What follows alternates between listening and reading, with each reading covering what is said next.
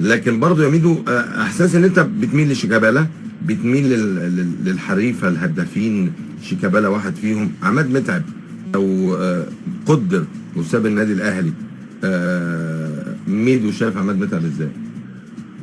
يعني طبعا عماد متعب موهبه كبيره وصعب. يعني بص، الموهبه اللي عند عماد متعب اللي هي موهبه الرقم 9 اللي عنده الموهبه الفطريه للتهديف، دي صعبه جدا تلاقيها في اي لعيب.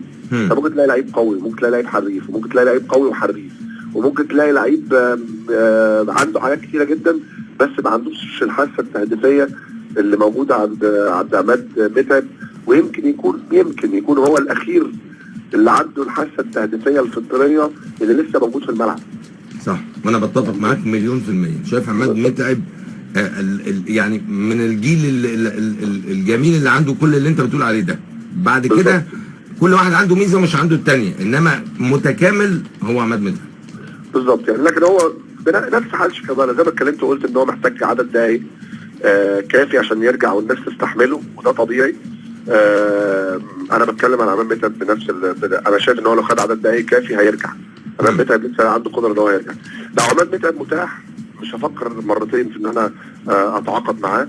وده كلام انا قايله لرئيس النادي، ورئيس النادي يعني متفق معايا بشكل كبير جدا. وانا شايف ان عماد متعب لو اتعامل بشكل نفسي معين وتم الاعتماد عليه بشكل رئيسي وخد ثقه ان انت المهاجم نمره واحد بتاعي وبتاع الفريق مهما حصل، مش عايز اقول لك ان هو يعني ممكن يرجع لمنتخب مصر. التعامل النفسي مهم جدا في المواقف دي. انا الحمد لله مريت بيها كلاعب وكمدرب، واتعاملت بيها مع لعيبه معينه ورسمتهم. فلو هو متاح هو راجل جدد عقده، لكن لو متاح في السنه الجديده انا متاكد ان انا اقدر ارجع عماد متعب ان هو واحد من هدافين الدوري.